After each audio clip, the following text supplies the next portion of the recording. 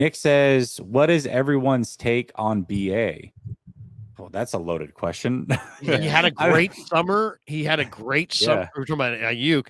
He had a great summer. I thought he was ready to lift off, and he has not lifted off. And last week, he had a ball hit him in the face mask.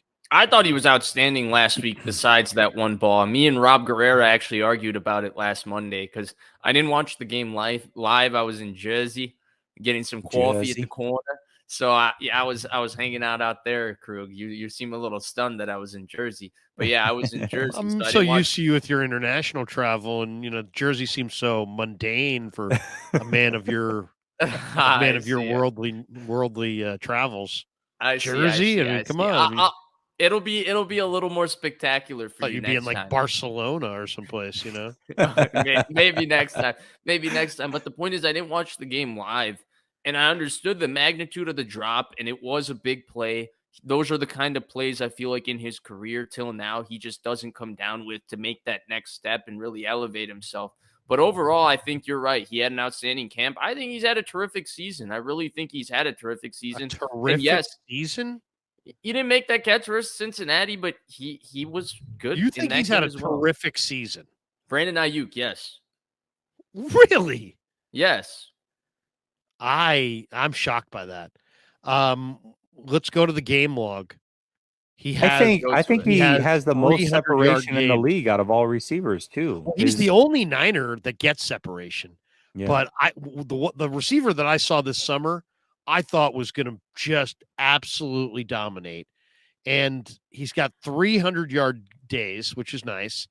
But he's also got three games where he didn't even have 60 yards.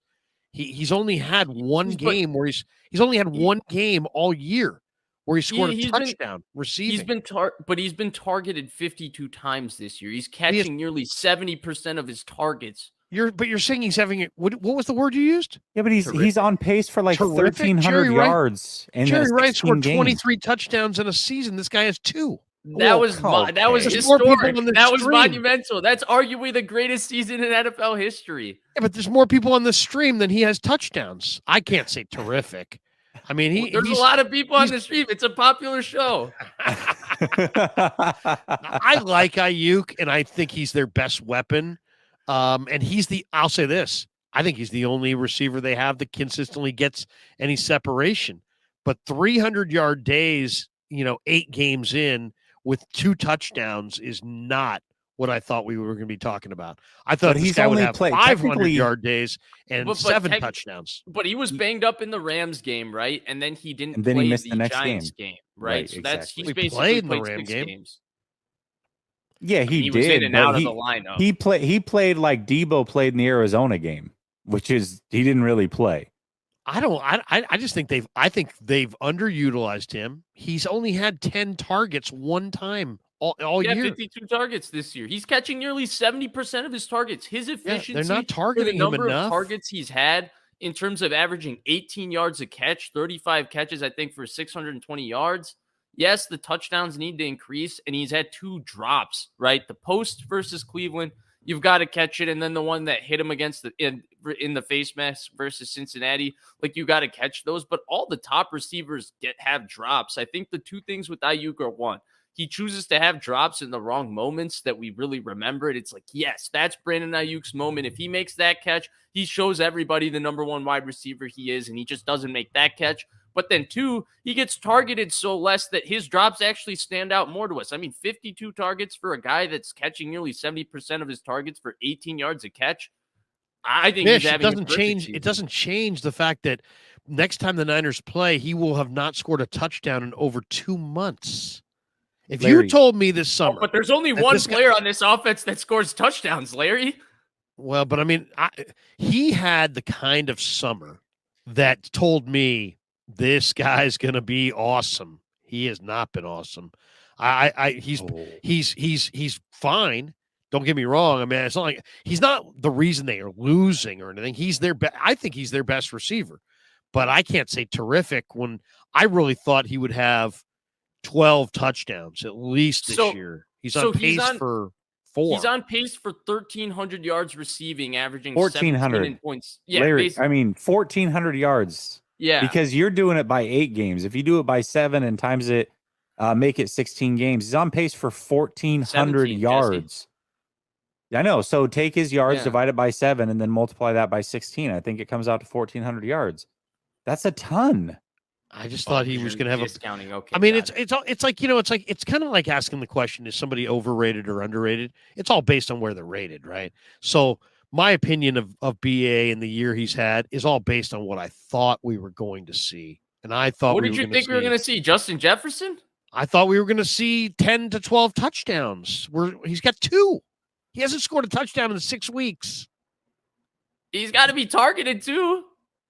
Can't throw himself the ball. Well, I mean, I'm just saying. Well, you know, your targets also have to do with, are you getting open? I like the separation I've seen when he has been targeted, but I got to assume that he's not being targeted more in other situations because he's not as open.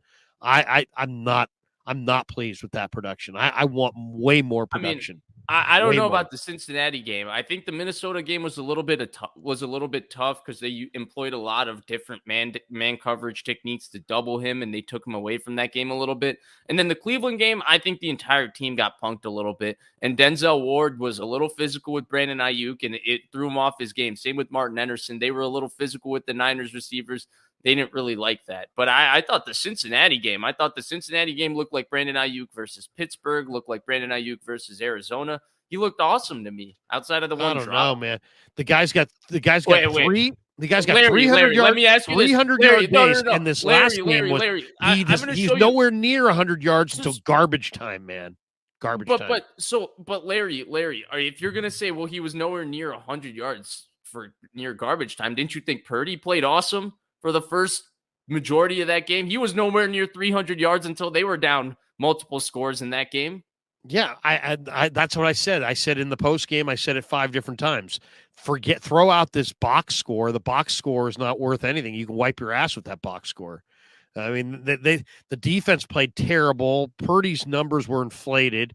Aiyuk's numbers were inflated. Everybody's numbers were inflated in that game by the garbage time. Well, I agree. If your argument is that they got dominated versus Cincinnati, yeah, my argument is that I thought Aiyuk was going to score.